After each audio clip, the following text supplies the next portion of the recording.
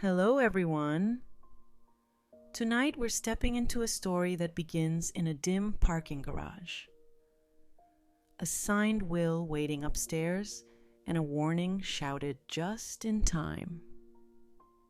This is Narratives of Aunt Maris, where Black women's stories in America are told honestly with every side eye, signature, and late night prayer still attached.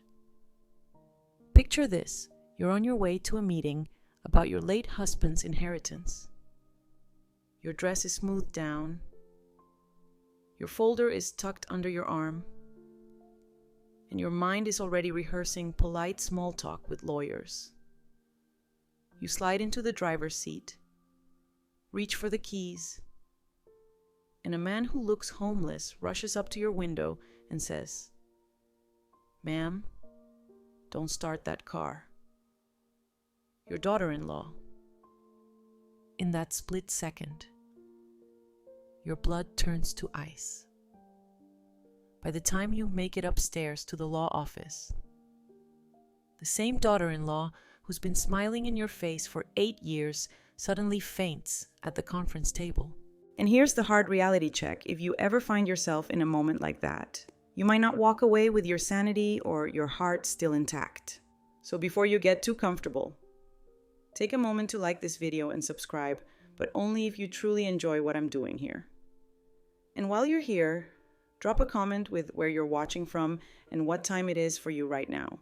I love seeing how far these stories travel, from big cities to small towns, from night shift breaks to quiet bedrooms where you're finally alone with your thoughts. Now, turn off the lights, maybe turn on a fan for a little soft background noise, and let's begin tonight's journey together. I was on my way to the meeting about my husband's inheritance. As I got into my car, a homeless man rushed over and shouted, "Ma'am, don't start that car. Your daughter-in-law." My blood froze. But when I arrived at the meeting, she fainted. I'm glad to have you here. Follow my story until the end and comment the city you're watching from so I can see how far my story has reached. I never thought a Tuesday morning could change everything. At 64, I believed I had seen it all, weathered every storm life could throw at me. Calvin's death 3 months ago had been devastating enough, but I was managing, taking it one day at a time, just like he would have wanted. The call from the attorney's office came exactly at 9:00 a.m. "Mrs. Hayes, we're ready to proceed with the estate settlement. Can you be here at 2:00 today?" The woman's voice was professional, almost cold. I agreed, of course. After months of waiting, I was eager to finally close this chapter and move forward. I chose my navy blue dress, the one Calvin always said brought out my eyes. He bought it for me on our 35th wedding anniversary just 2 years ago. As I clasped the pearl necklace he gave me for our wedding, I caught my reflection in the bedroom mirror. The woman looking back at me seemed older, more fragile than I remembered. 3 months of grief had carved new lines around my eyes, turned my auburn hair more silver than I cared to admit. The drive to downtown took longer than expected. Traffic was heavier than usual, and I found myself drumming my fingers nervously on the steering wheel. I wasn't sure why I felt so anxious. This should have been straightforward. Calvin and I had discussed his will many times over the years. Everything was supposed to come to me with provisions for our son Darius and his family after my passing. I pulled into the parking garage beneath the law office building, my hands slightly trembling as I turned off the engine. The concrete walls felt cold and unwelcoming. I gathered my purse and the folder of documents I'd been asked to bring, took a deep breath, and headed toward the elevator. That's when I heard the voice. Ma'am, wait." I turned to see a man approaching me from behind one of the concrete pillars. He was probably in his 50s, wearing clothes that had seen better days. A worn jacket, faded jeans, scuffed boots. His hair was unkempt, and he had the weathered look of someone who spent too much time outdoors. My first instinct was to keep walking, maybe even run. Calvin had always warned me about being alone in parking garages. But something in his eyes stopped me. They weren't threatening or wild. They were concerned, almost desperate. "Please, ma'am, I need to tell you something important," he said, staying a respectful distance away. "You're Mrs. Hayes, right? Calvin's widow?" My heart began pounding. How did this stranger know my name? Know about Calvin? "I don't know who you are, but I need you to leave me alone," I said, trying to keep my voice steady while reaching for my phone. "Ma'am, please. I know how this looks, but I worked for Keller and Associates upstairs. I was let go 3 weeks ago, but before they fired me, I overheard things about your husband's will." I froze. Keller and Associates was Calvin's law firm, the same firm I was about to meet with. The man glanced around nervously, as if checking to make sure we weren't being watched. "Your daughter-in-law, Kendra. She's been in contact with certain people at the firm. There are documents, things she's had prepared." My mouth went dry. "What are you talking about?" "Ma'am, I can't prove it yet. But I think she's been planning to alter your husband's will. She's been telling people you're not mentally competent to handle the estate. She has medical records, statements from people claiming you've been acting confused, forgetful." The words hit me like a physical blow. I gripped the side of my car for support. "That's impossible. I've never been diagnosed with anything. I'm perfectly fine." "I know, ma'am.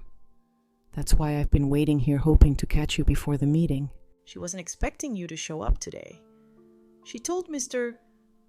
Keller you probably wouldn't even remember the appointment." My anger flared, overriding my fear. How dare she? How dare anyone question my mental state? The man nodded sympathetically. "There's more, ma'am. She's been forging documents, making it look like your husband wanted to change his will in his final weeks. She has fake medical reports saying he was concerned about your ability to manage finances. I felt like I was drowning. None of this made sense. Calvin had never expressed any concerns about me managing money. If anything, I was the one who handled most of our finances throughout our marriage." "Why are you telling me this?" I asked, studying his face for any sign of deception. "Because I liked your husband, ma'am. He was always kind to me when he came to the office. And because what they're doing isn't right, I may not have much, but I still have my conscience." I looked at this stranger, this homeless man who was risking whatever little he had left to warn me. "What's your name, Eddie?" "Ma'am?" "Eddie Jackson. I was a paralegal at Keller and Associates for 12 years before they decided I knew too much about their side business." Side business. Eddie glanced around again. "They've been helping certain clients manipulate wills and estates, taking large fees for making inconvenient family members disappear from inheritance documents. Your daughter-in-law has been paying them very well." The elevator dinged in the distance, and Eddie stepped back. "Ma'am, you need to be very careful in there. They're expecting you to just sign papers without reading them carefully. Don't let them pressure you into anything." Before I could ask more questions, he melted back into the shadows between the cars. I stood there for several minutes, my mind reeling from everything he'd told me. Part of me wanted to dismiss it as the ravings of a disturbed man, but something deep in my gut told me he was telling the truth. I thought about Kendra, my daughter-in-law of 8 years. She had always been sweet to my face, but I'd noticed little things over the years. The way she whispered to Darius when I entered a room, how she always seemed to steer conversations away from me during family gatherings, the subtle looks of irritation when I spoke about Calvin and our life together. With shaking hands, I pressed the elevator button. As the doors closed, I caught a glimpse of Eddie watching me from behind a pillar, his expression filled with worry. The ride to the 15th floor felt eternal. When the doors opened, I stepped into the plush reception area of Keller and Associates. The mahogany furniture and expensive artwork that once impressed me now seemed sinister, like a beautiful trap designed to lure unsuspecting victims. "Mrs. Hayes," the receptionist said with a practiced smile. "They're waiting for you in conference room A." As I walked down the hallway, my heels clicking on the polished marble floor, I noticed how quiet everything seemed. Too quiet. Most of the office doors were closed, and I could hear muffled conversations behind them. I paused outside conference room A, my hand on the brass handle. Through the frosted glass, I could see several figures seated around a large table. I recognized one silhouette immediately, Kendra's petite frame and distinctive hair. Taking a deep breath, I opened the door. The room was exactly as I expected. Intimidating. 3 men in expensive suits sat on one side of the table with Kendra on the other side. She looked up as I entered, and for just a moment, I saw something flash across her face. Surprise fear. It was gone so quickly, I almost thought I'd imagined it. Then she smiled. That same sweet smile she'd been giving me for 8 years. "Oh, Loretta, I didn't think you were coming today." The way she said it confirmed everything Eddie had told me. "Hello, Kendra," I said, keeping my voice steady despite the storm raging inside me. "Of course I'm here. This is about my husband's estate." The lead attorney, a thin man with silver hair and cold eyes, gestured to an empty chair. "Mrs. Hayes, please have a seat. We have several documents that require your signature today." As I sat down, I noticed Kendra fidgeting with her wedding ring, twisting it around her finger repeatedly. She wouldn't meet my eyes directly, instead focusing on the stack of papers in front of her. "Before we begin," I said, placing my purse firmly on the table, "I'd like to understand exactly what we're discussing today. My husband and I went over his will many times. I'm familiar with his wishes." The attorney exchanged a quick glance with his colleagues. "Mrs. Hayes? There have been some recent developments. Your husband made certain amendments to his will in his final weeks, expressing concerns about—" "Stop," I interrupted, surprising myself with the firmness in my voice. "What kind of concerns?" Kendra finally looked at me, her eyes wide with what appeared to be genuine concern. "Loretta, Calvin was worried about your health. He mentioned several incidents where you seemed confused, forgetful. He wanted to make sure the estate was handled properly." The words felt like a slap across my face. "Incidents? What incidents?" One of the other attorneys slid a folder across the table. "Mrs. Hayes, we have documentation of several occasions where family members noted concerning behavior, memory lapses, confusion about dates and names, difficulty managing household finances." I opened the folder with trembling hands. Inside were what appeared to be medical reports. written statements, even photographs. My breath caught as I recognized Kendra's handwriting on one of the statements dated just 6 weeks ago. Loretta became extremely agitated when asked about grocery shopping. I read aloud. She couldn't remember what she had purchased or how much money she had spent. When Darius tried to help her organize her receipts, she accused him of trying to steal from her. My hands were shaking so badly I could barely hold the paper. This is completely false. I have never accused Darius of stealing anything. Loretta. Kendra's voice was soft, almost pitying. You did say those things. We were all very worried about you. That's why Calvin decided he needed to make arrangements. I stared at her. This woman I had welcomed into my family, who had sat at my dinner table countless times, who had smiled and hugged me at every holiday gathering. The person looking back at me now was a stranger. What arrangements? I managed to ask.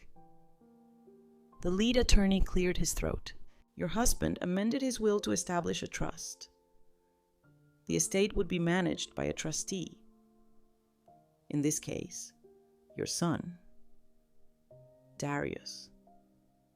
With provisions for your care and living expenses, the room started spinning. I gripped the edge of the table to steady myself. You're telling me Calvin didn't trust me to handle my own finances. It wasn't about trust, Kendra said quickly. It was about protection. Calvin loved you so much, Loretta. He just wanted to make sure you were taken care of.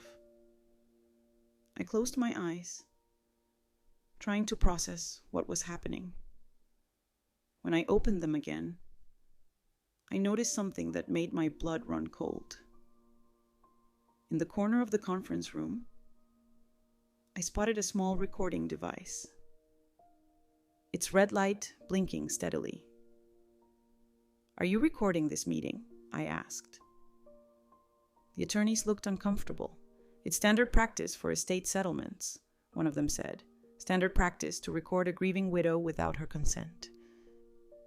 Before anyone could answer, there was a soft knock on the door. A secretary peered in.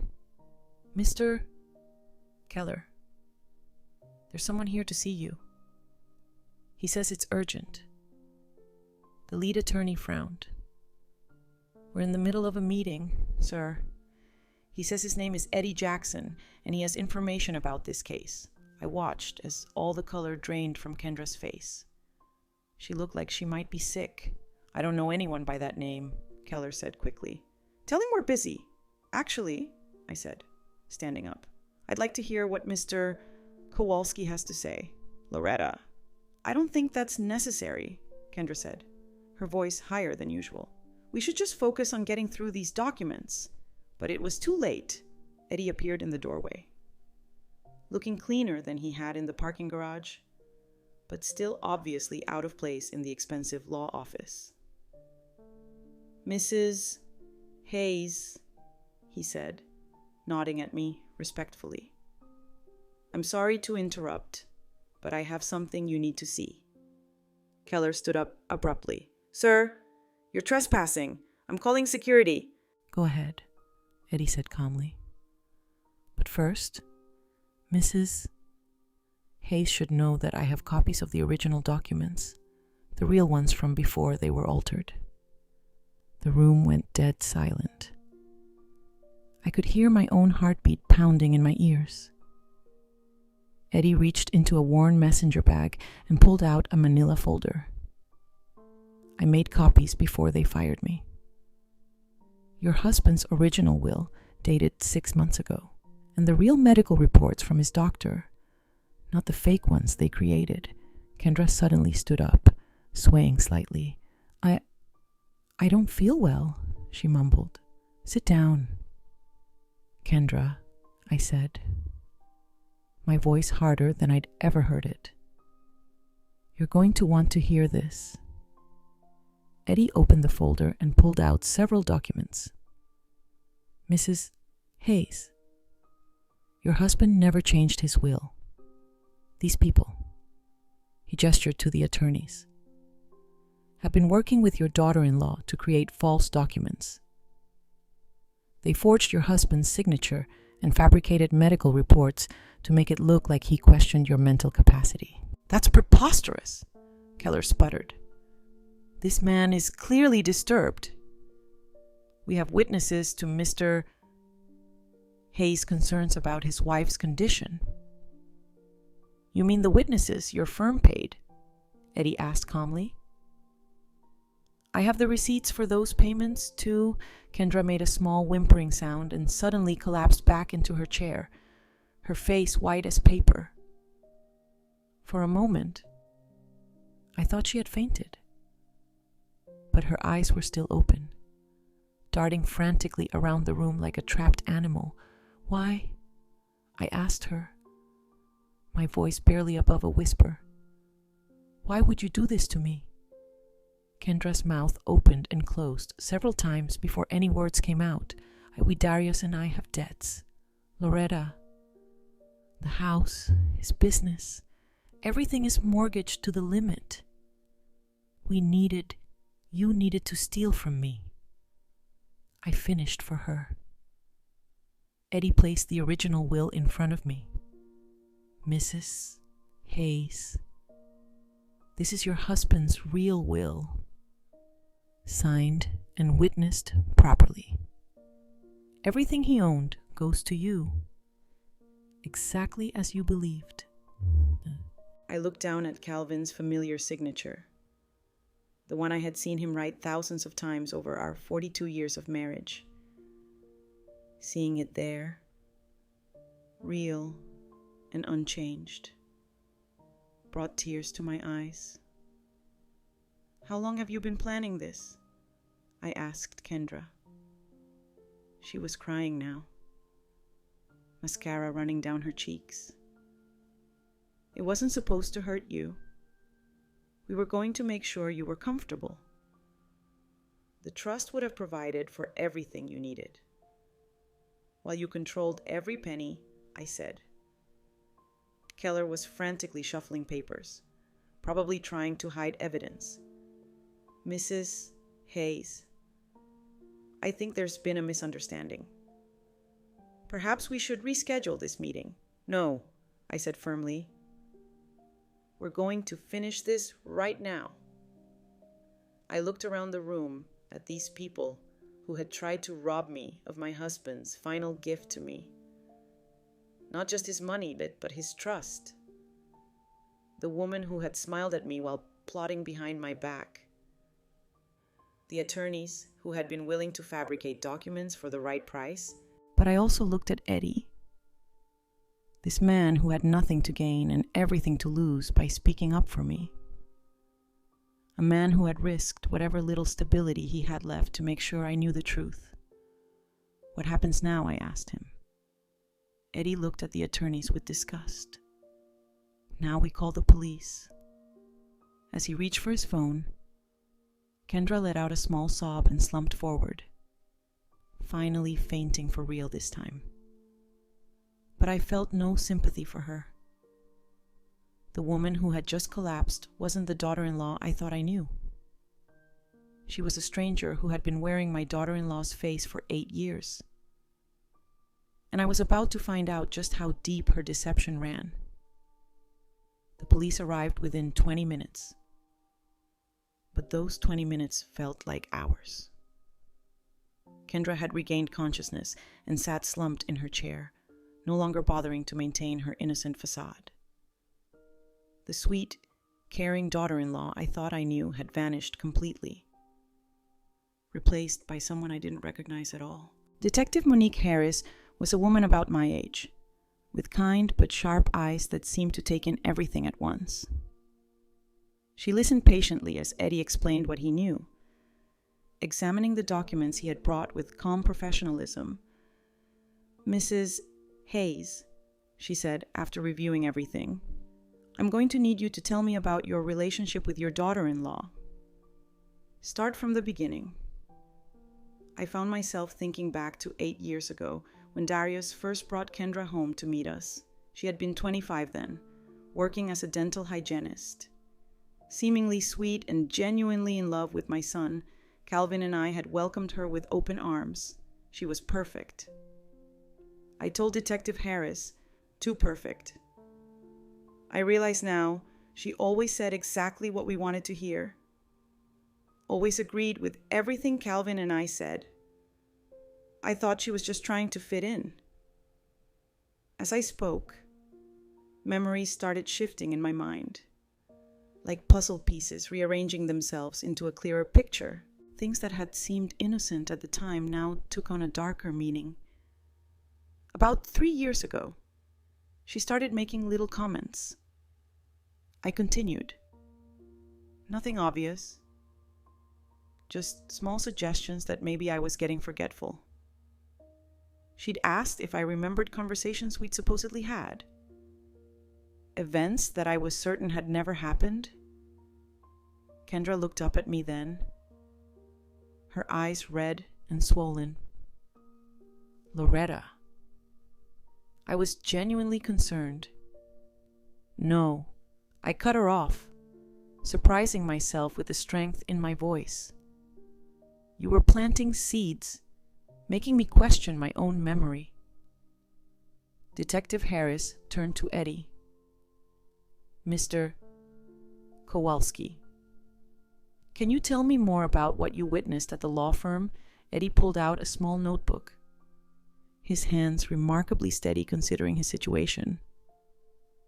About 6 months ago, Mrs. Kendra Hayes started coming to the office regularly. At first, Mr. Keller told us she was just asking about estate planning for her husband's family. But then the meetings became more secretive. He flipped through his notebook.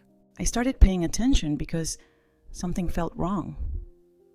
She would bring documents that she claimed were from doctors, statements from family, friends, even photographs that were supposed to show Mrs. Hayes in confused states. What kind of photographs? Detective Harris asked. Kendra shifted uncomfortably in her seat. Eddie looked at her with disgust before answering. Pictures of Mrs. Hayes at the grocery store, at the bank, at family gatherings. But they were taken from far away and the captions were lies. One photo showed Mrs.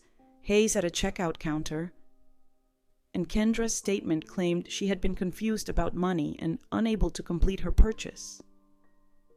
But I could see in the photo that Mrs. Hayes was simply chatting with the cashier while her groceries were being bagged. My hands clenched into fists. The violation felt almost physical. You were following me, taking pictures of me. Kendra's voice was barely a whisper. I needed documentation. The lawyer said they needed evidence. Evidence of what of me living my normal life. Detective Harris made notes as she spoke. Mrs. Hayes, were you aware of any financial difficulties your son and daughter-in-law might have been experiencing? I shook my head. Darius always seemed to be doing well. He has his own consulting business. They live in a beautiful house in Maple Ridge. They take expensive vacations every year, all funded by debt, Kendra said suddenly, her voice bitter. The house has 2 mortgages. The business is barely breaking even. The vacations went on credit cards. We owe over $300,000. The number hit me like a punch to the stomach. $300,000. How is that possible? Darius's business started failing 2 years ago. Kendra continued, tears streaming down her face again. He was too proud to tell you and Calvin. He kept borrowing money, thinking he could turn it around. When Calvin got sick, we realized the inheritance might be our only way out. I stared at her, trying to process this information. My son, struggling financially for 2 years, and he hadn't said a word to us. Calvin would have helped in an instant if he had known. So instead of asking for help, "You decided to steal from me," I said. "It wasn't stealing." Kendra protested weakly. "You would have been taken care of. The trust would have covered all your expenses." Eddie snorted. "A trust that would have paid you $40,000 a year, while the rest of the estate went to cover your debts." I saw the calculations. Mrs. Hayes. They were planning to use your husband's money to pay off their credit cards and mortgages while keeping you on what amounted to an allowance. The betrayal cut deeper than I could have imagined. This wasn't just about money. This was about my son and his wife systematically planning to control every aspect of my life. "Does Darius know?" I asked Kendra. "Is he part of this?" She hesitated. And that hesitation told me everything I needed to know. "He knows about the debts," she said finally. "And he knows we were hoping the inheritance would solve our problems. But he doesn't know about the fake documents or the lies about your mental state. He thinks Calvin really did change his will because he was concerned about you." Detective Harris looked up from her notes. "So, your husband believes his father genuinely thought his mother was becoming incompetent?" Kendra nodded miserably. "I've been telling him stories for months, little incidents that supposedly happened when he wasn't around. I made him believe that Calvin was worried about your memory, your decision-making abilities."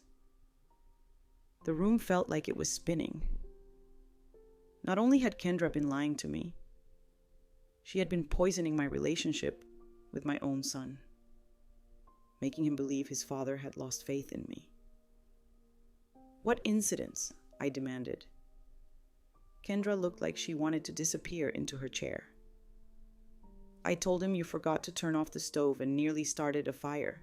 That you got lost driving to the grocery store. That you accused the mailman of stealing from you. That you hid money around the house and then forgot where you put it." Each lie felt like a physical blow.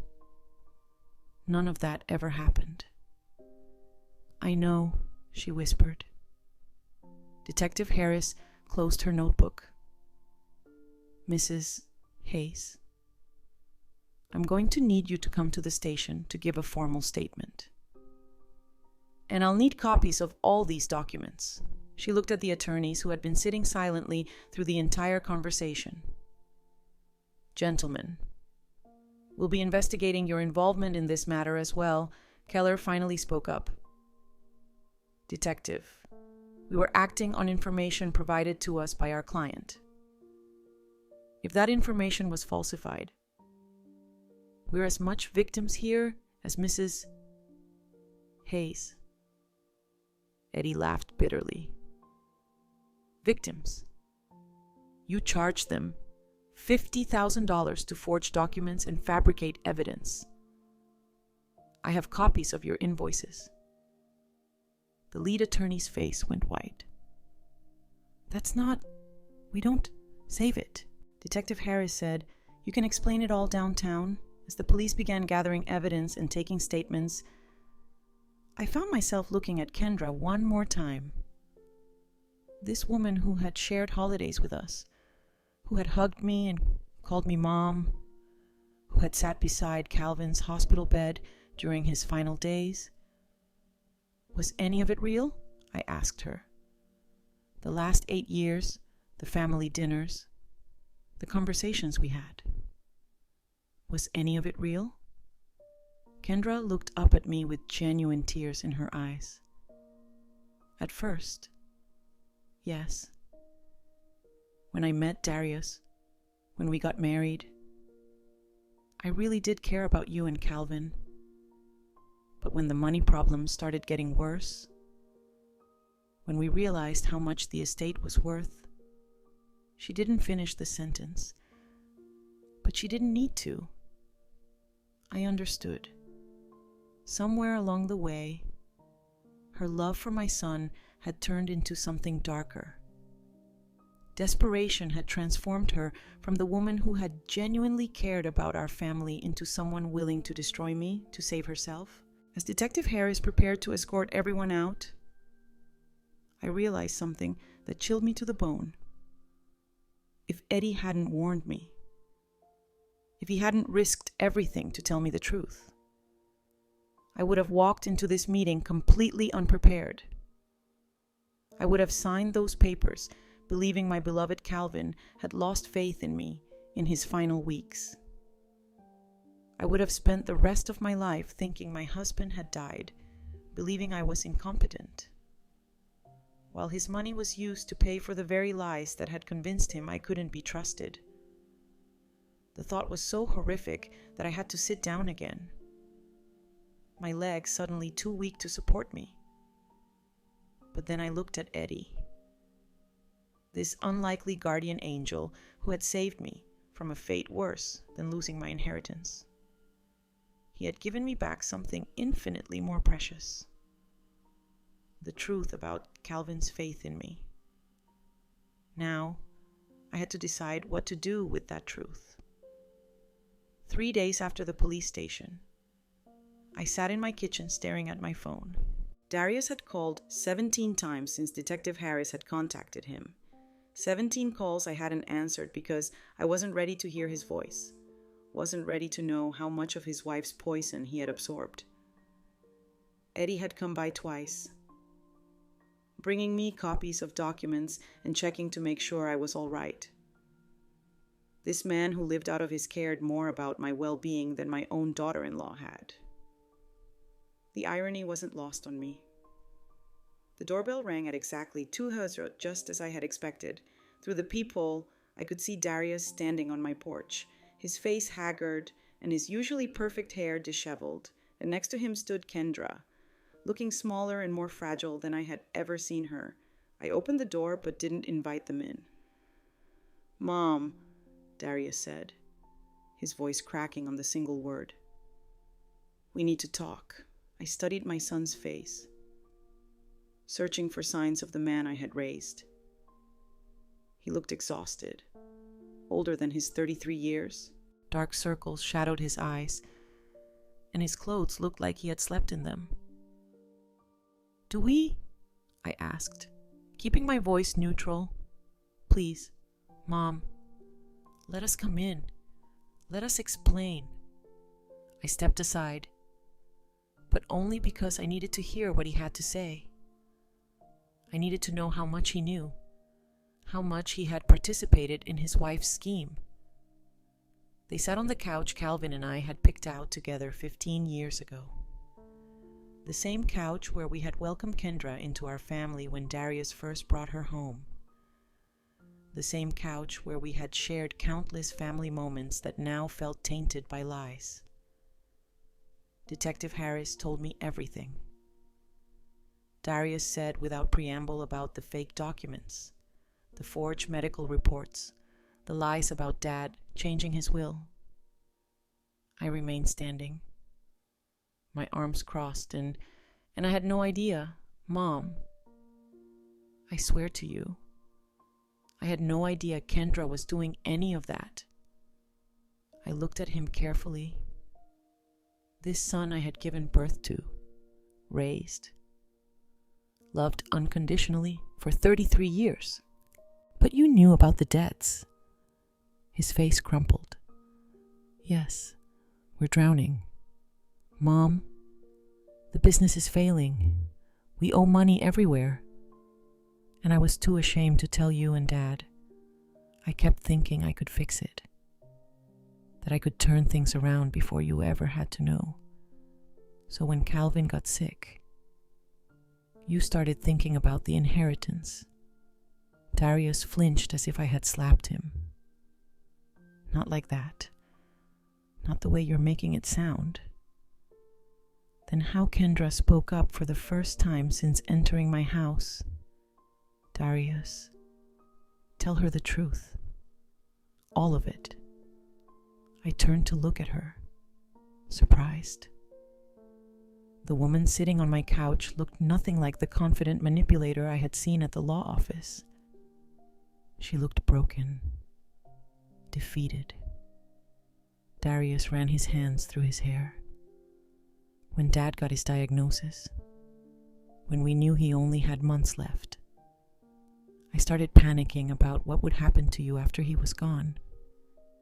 You'd be all alone in this big house, managing everything by yourself.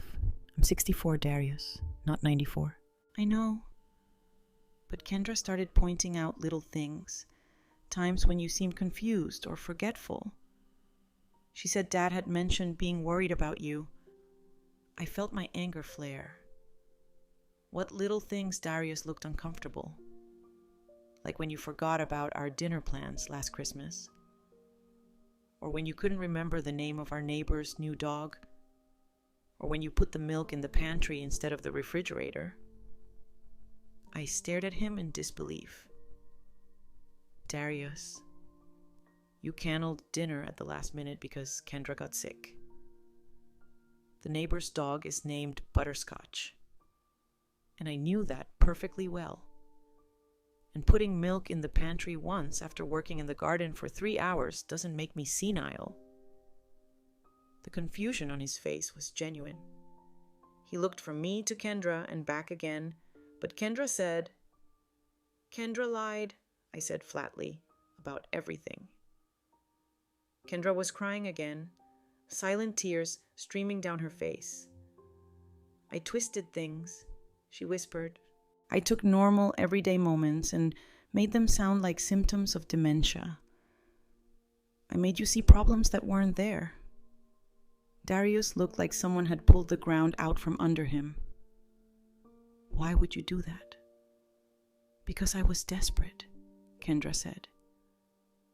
"Because we were losing everything.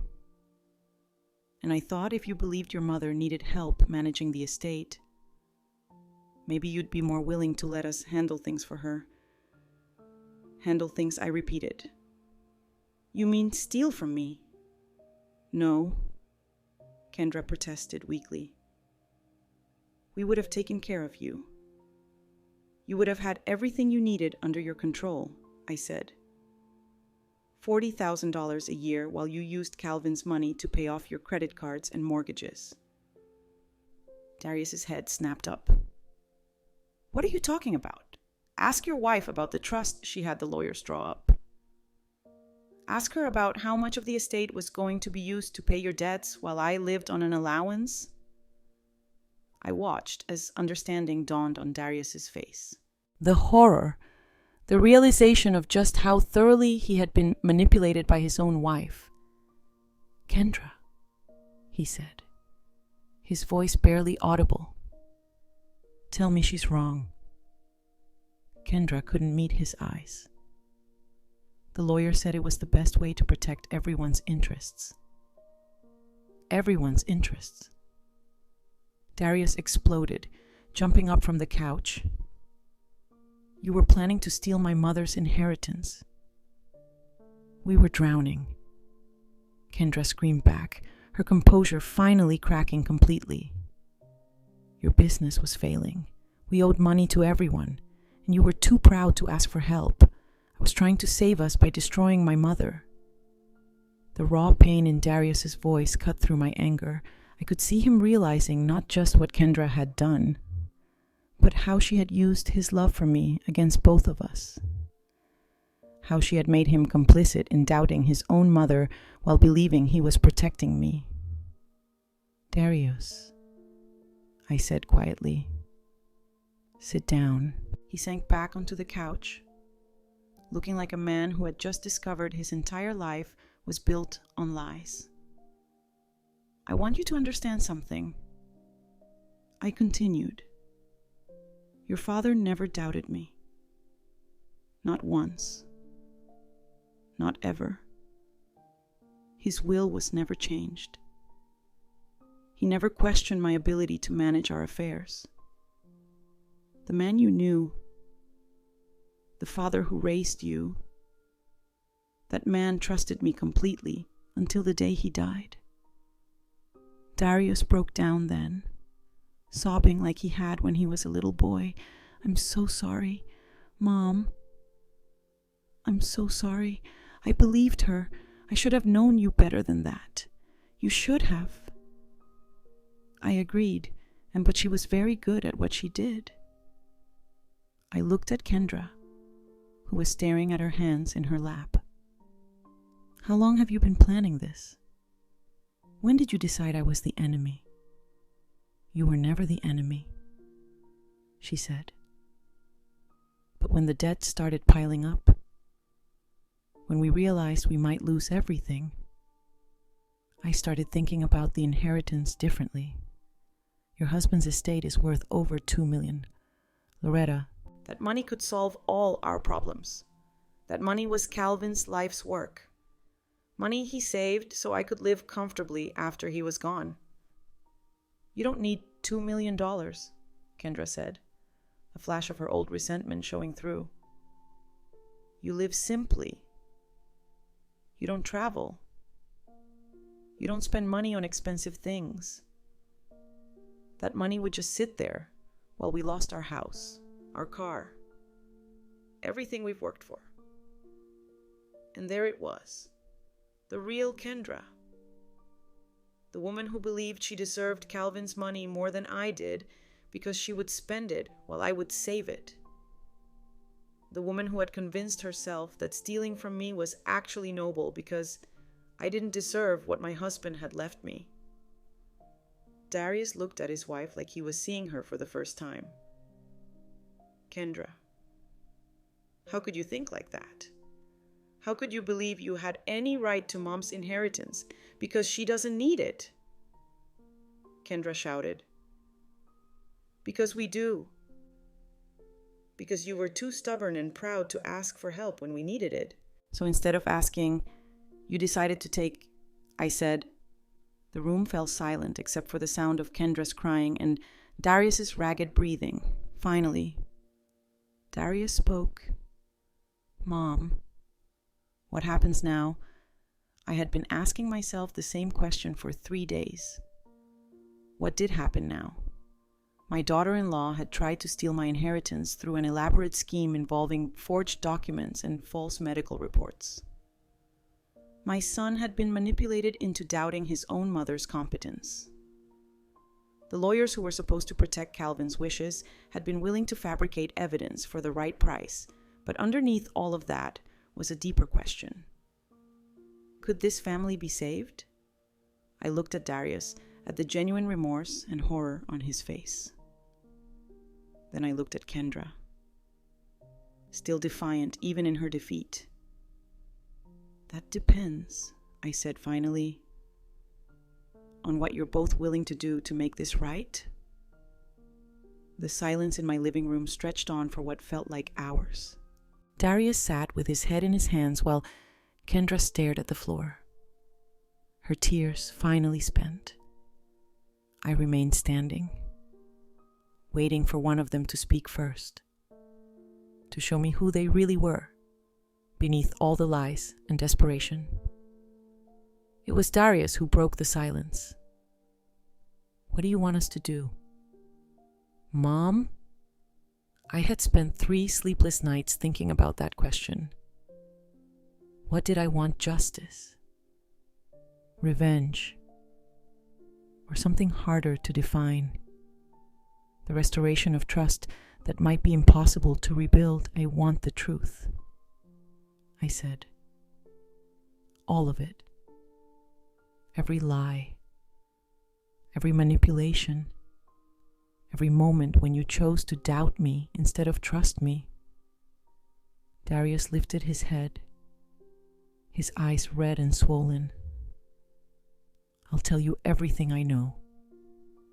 But Mom, I swear to you, I thought I was protecting you. Kendra convinced me that Dad was worried about your memory, that he wanted to make sure you were taken care of. How I asked. What exactly did she tell you? Darius glanced at his wife. who still wouldn't look up from the floor. She said Dad had mentioned it to her during one of his doctor visits, that he was concerned about leaving you alone with so much responsibility. I felt a chill run down my spine. Kendra was with Calvin at his doctor visits.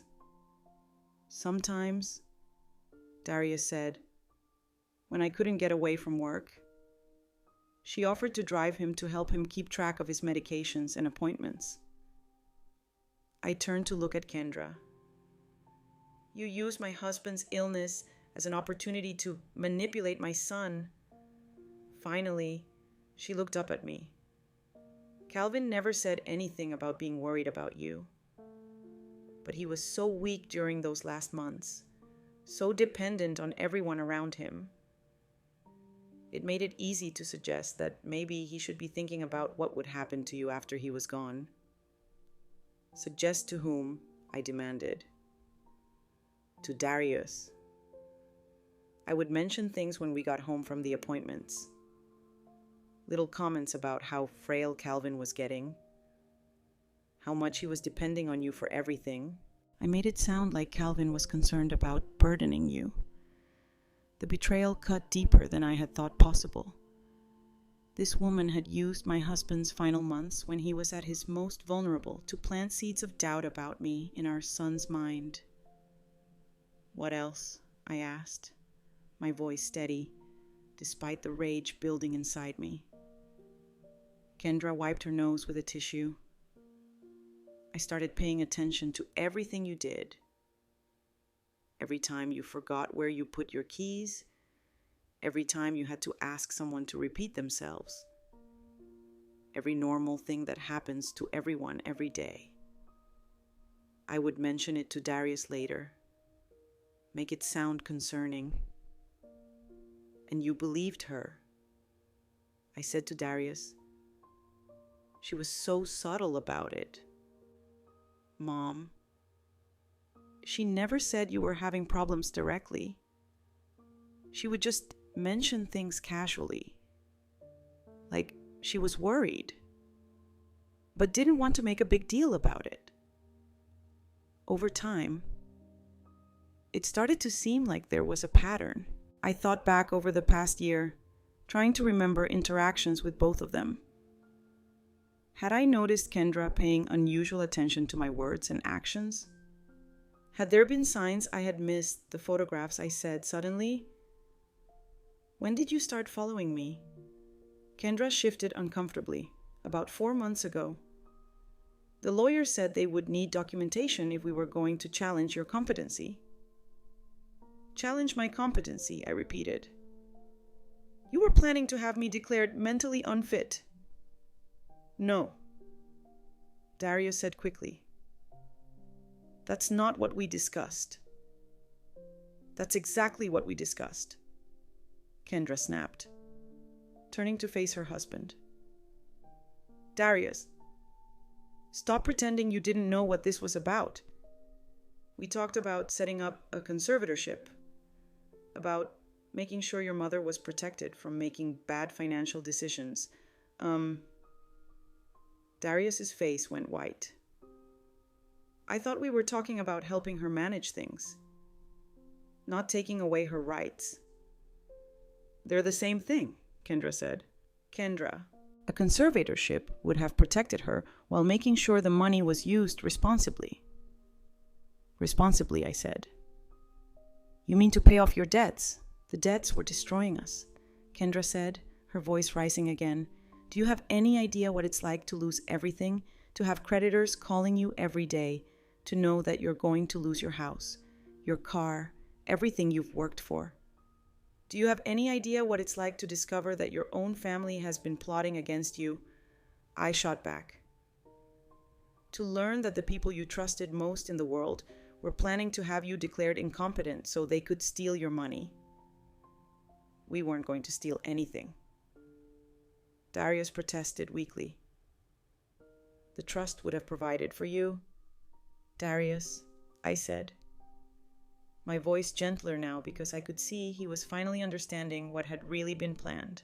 The trust Kendra and the lawyers designed would have given me $40,000 a year to live on, while the rest of Calvin's estate paid off your debts. After that money was gone, what then? He stared at me, the full implications finally sinking in. There wouldn't have been anything left. Nothing. I confirmed. Your father worked for 45 years. Saved every penny he could. Invested carefully. And built an estate that would have allowed me to live comfortably for the rest of my life. Your wife's plan would have wiped it out in 5 years. Kendra stood up suddenly, her face flushed with anger. This is all easy for you to judge, Loretta. You've never been in debt. You've never faced losing everything. You don't know what desperation feels like. You're right, I said. I don't know what it feels like to be in your situation, but I know what it feels like to be betrayed by people I love. And I know what it feels like to discover that someone I welcomed into my family was willing to destroy me to save herself. I wasn't trying to destroy you, Kendra said. I was trying to save my marriage, my family, my life at the cost of mine. The words hung in the air between us. For the first time since this nightmare began, I saw genuine recognition in Kendra's eyes. She finally understood what she had done, what she had been willing to do. Darius stood up and walked to the window, staring out at the garden Calvin and I had planted together 20 years ago. What happens to us now? Mom, to our family? It was the question I had been dreading, because the truth was, I didn't know if we could come back from this trust once broken so completely might be impossible to repair. The lawyers will face criminal charges, I said. Eddie has provided enough evidence to prove they were involved in document forgery and fraud. And Kendra? Darius asked without turning around. I looked at my daughter-in-law, this woman who had seemed so perfect when Darius first brought her home. That depends on what she does next. What do you mean? Kendra asked.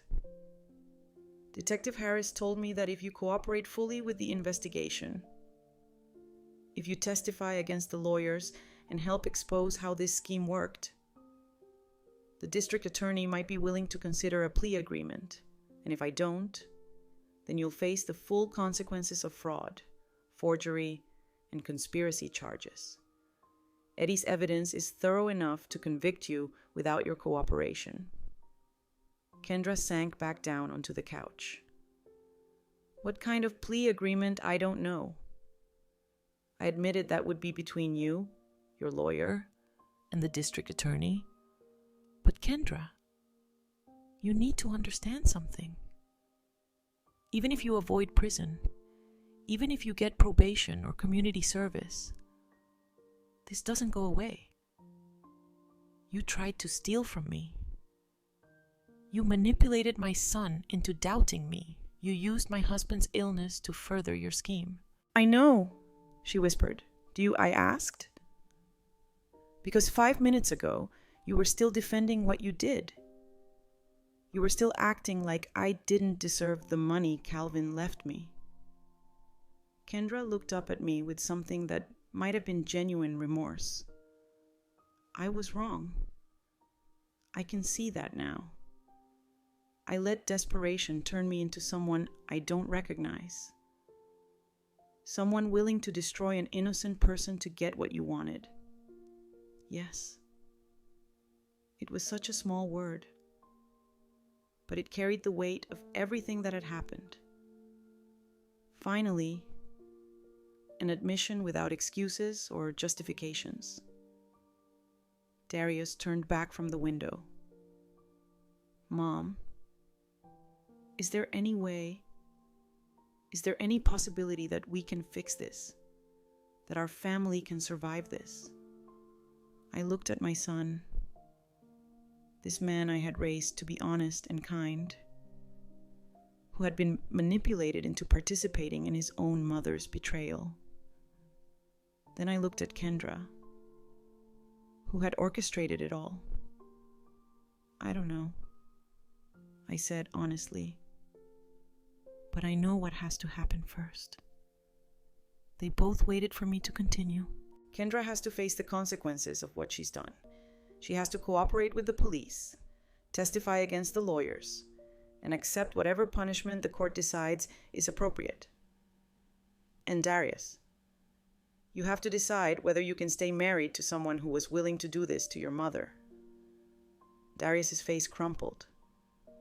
Mom, she's my wife. I love her. I know you do, I said gently. But love isn't always enough. Trust is the foundation of any relationship. And she didn't just betray me. She manipulated you, lied to you, used your love for me against both of us. I can change, Kendra said desperately. I can be better. I can earn back your trust. Can you? I asked. Because this wasn't a moment of weakness. Kendra, this was months of planning, months of lies, months of watching me go about my daily life while plotting to destroy it. This was who you chose to be. The room fell silent again. Outside, I could hear children playing in the neighborhood, the normal sounds of life continuing while my world had been turned upside down. What do you want from us? Darius asked finally. I want you to choose, I said. Both of you choose who you want to be going forward. Choose whether you want to be people who can live with the consequences of your actions or people who keep making excuses for them. It wasn't the answer they wanted, but it was the only one I had because the truth was I couldn't make this decision for them.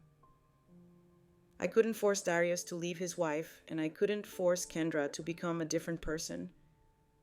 All I could do was decide what I was willing to accept in my own life. And I was no longer willing to accept being betrayed by people who claimed to love me. 6 months later, I sat in my garden on a crisp October morning, watching the leaves change color on the maple tree Calvin and I had planted for Darius's 10th birthday. The seasons had a way of putting things in perspective. What seemed permanent and unchangeable in spring could be transformed completely by fall. Kendra had taken the plea agreement, 3 years of probation, 500 hours of community service, and full restitution of the legal fees that had been paid to Keller and Associates. The lawyers had received prison sentences. Keller got 4 years. His associates got 2 years each. Eddie had been key to their convictions. His detailed documentation and brave testimony, ensuring they faced the full consequences of their actions. But the legal resolution was only part of the story. The real healing had taken much longer and was still ongoing. Darius had moved out of the house he shared with Kendra 3 weeks after our confrontation in my living room. He was living in a small apartment downtown now, trying to figure out who he was without the weight of her manipulation influencing his every decision. I keep second-guessing everything he had told me during one of our weekly coffee meetings. Every memory, every conversation, every decision I made over the past few years.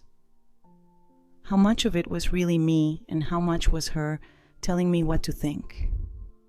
It was a question I understood all too well. I had spent months doing the same thing, replaying conversations and interactions, trying to separate truth from the carefully crafted lies that had been woven into my daily life. The divorce proceedings were almost complete. Darius had discovered even more deception as lawyers went through their finances. Credit cards opened in his name without his knowledge, loans taken out against his business, spending that Kendra had hidden from him for years. The financial situation was worse than either of us had realized. I had offered to help with the debts, but Darius had refused. "Mom, I can't take your money to clean up the mess my wife made," he had said. I need to figure this out on my own the right way this time.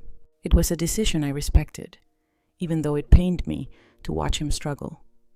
He had sold the house in Maple Ridge, was driving a 10-year-old Honda instead of his BMW, and was working 16-hour days to rebuild his consulting business from the ground up. But there was something different about him now. A sense of purpose and integrity that reminded me of the man I had raised him to be. Eddie had become an unexpected fixture in my life. I had hired him as a part-time groundskeeper for my property, and he was living in the small apartment above Calvin's workshop.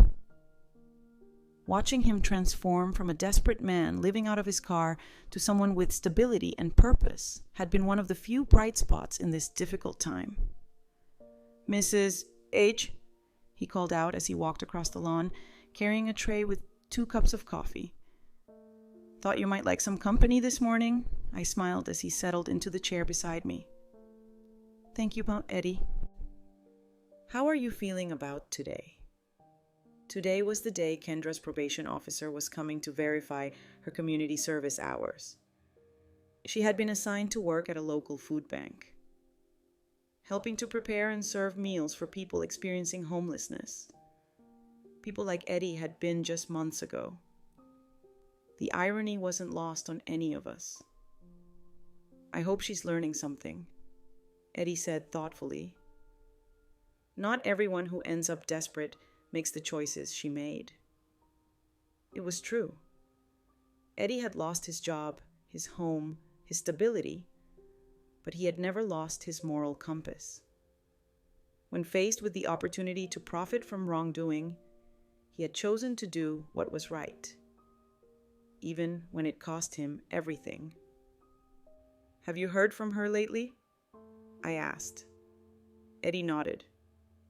"She comes to the food bank sometimes when I'm there, picking up supplies for the church. She doesn't say much, but she works hard. I think she's finally starting to understand what desperation really looks like." I wasn't sure how I felt about that. Part of me wanted Kendra to suffer, to truly comprehend the harm she had caused. But a larger part of me just wanted her to become a better person.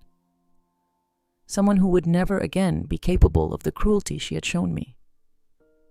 My phone buzzed with a text message. It was from Darius. "Coffee later. I have some news." I showed the message to Eddie, who raised an eyebrow. "Think it's good news or bad news?" With Darius these days, it's usually both, I replied. That afternoon, Darius arrived at my house looking better than he had in months. He had gained back some of the weight he had lost during the stress of the divorce, and there was color in his cheeks again. "You look good," I told him as we settled in the kitchen with our coffee. "I feel good, Mom. Really good. For the first time in years. I feel like I'm living my own life instead of trying to manage someone else's crisis." He pulled out his phone and showed me a picture of a small storefront with Hayes Consulting painted on the window. "I signed the lease yesterday. My own office, my own business built the right way this time." Pride swelled in my chest. "Calvin would be so proud of you." "I hope so," Darius said. "I've been thinking about him a lot lately, about the values he tried to teach me, the kind of man he wanted me to become. I lost sight of that for a while." "We all did," I said gently. "But we found our way back." Darius reached across the table and took my hand. "Mom, I need to ask you something, and I need you to be honest with me." I squeezed his hand. "Always. Can you ever forgive me? Really forgive me? Not just say the words because you love me?" It was a question I had been asking myself for months. Could I truly forgive my son for doubting me, for being manipulated into participating in a scheme that could have destroyed my life? "Darius," I said carefully, Forgiveness isn't something that happens all at once. It's a choice I make every day.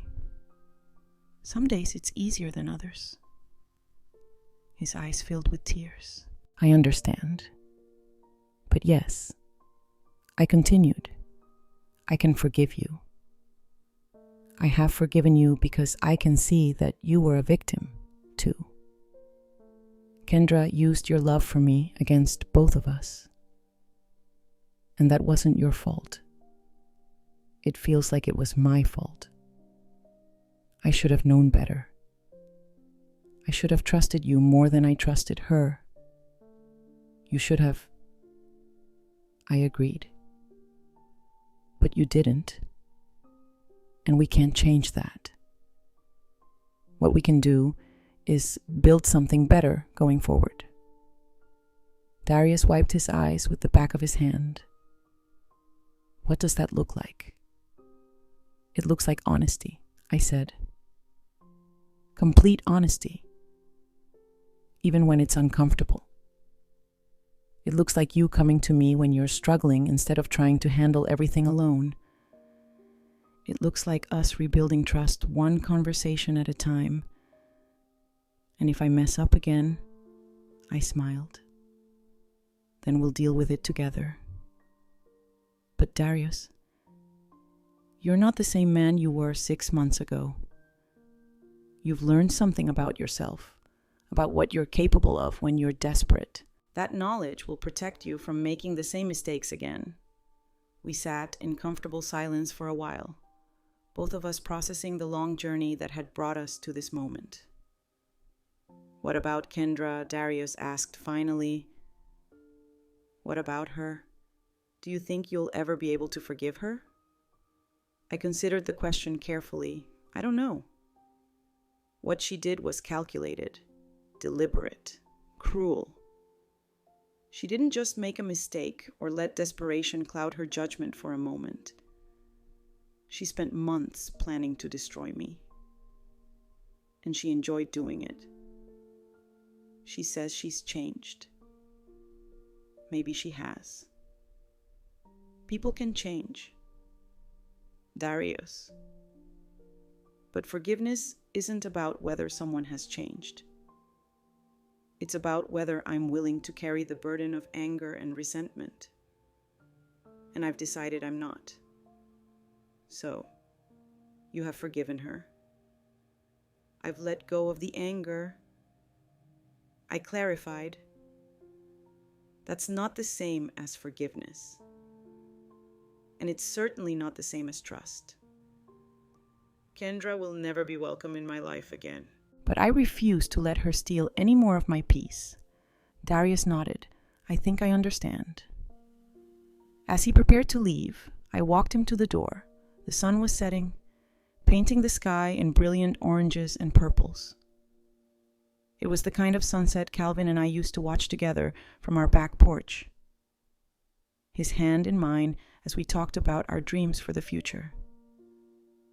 Mom, Darius said as he hugged me goodbye, thank you for not giving up on me. Thank you for finding your way back, I replied after he left. I walked through my house. This home Calvin and I had built together over 4 decades of marriage. The rooms were quiet but not lonely. I had thought that losing Calvin would mean facing the rest of my life alone. But I had discovered something important over these past months. I wasn't alone. I had people in my life who genuinely cared about me. Eddie, whose loyalty and courage had saved me from a terrible fate. Darius, who was working every day to become the man he was meant to be. Detective Harris, who still called to check on me. Even the staff at the food bank where Kendra was doing her community service, who had become friends after I started volunteering there myself. I had a life full of purpose and meaning. I was tutoring adults, learning to read at the local library, helping Eddie expand the garden behind the workshop, and working with Detective Harris's department to help other seniors recognize and avoid financial exploitation schemes. Most importantly, I had reclaimed my own story. For months, Kendra had been writing a narrative where I was a confused, incompetent old woman who couldn't be trusted with my own life. But that was never true. I was a strong, intelligent woman who had survived 42 years of marriage, raised a son, built a life, and faced down people who tried to destroy me. That evening, as I sat on the back porch with a cup of tea, watching the stars emerge in the darkening sky, I felt something I hadn't experienced in years. Complete peace. Not the peace of having everything I wanted, but the peace of knowing exactly who I was and what I was worth. Calvin's love lived on in the security he had provided for me, in the values he had taught our son, in the beautiful life we had built together. Kendra's scheme had failed, not just because Eddie had exposed it, but because the foundation Calvin and I had built was stronger than the lies she had tried to construct on top of it. I was 64 years old, and I was just beginning the best chapter of my life. The thought would have seemed impossible 6 months ago, but now it felt like the most natural thing in the world. I was free. Now, I'm curious about you who listened to my story. What would you do if you were in my place? Have you ever been through something similar? Comment below. And meanwhile, I'm leaving on the final screen 2 other stories that are channel favorites, and they will definitely surprise you. Thank you for watching until here.